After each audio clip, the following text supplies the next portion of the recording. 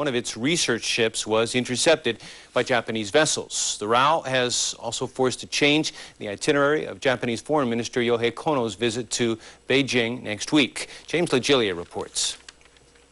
Tensions between China and Japan over the Diaoyu Islands nearly boiled over into a shooting war on July 18th. It was on that day that a Chinese maritime research ship was confronted by two Japanese Coast Guard vessels northeast of the disputed islands. After the Chinese ship called for help, several Chinese Leopard Air Force fighters scrambled and flew to the area. A Chinese warship also responded to the plea. About a half hour later, the Chinese fighter jets were over the scene. The Japanese Coast Guard vessels became alarmed and left the area. It's incidents like this which will be on the agenda of Japanese Foreign Minister Yohei Kono when he visits Beijing next week.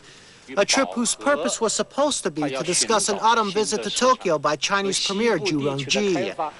But some hardline Japanese lawmakers from the ruling Liberal Democratic Party don't want to wait for any talks.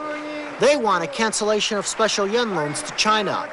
And other lawmakers also want the Japanese government to at least scale back loans to Beijing, out of fear that the funds are flowing to the PLA rather than to development projects, as well as from a feeling that China's economy no longer needs so much foreign aid.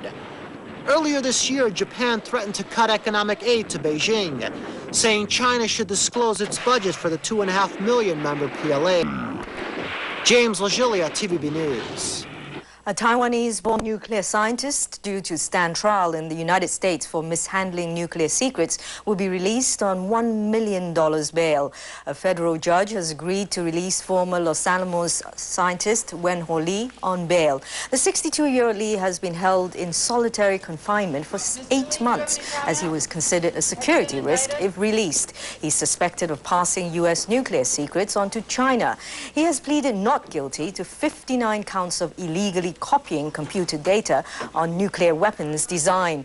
A court hearing to determine conditions for his release is set for next Tuesday. 2 men have been arrested. 您正在收看的是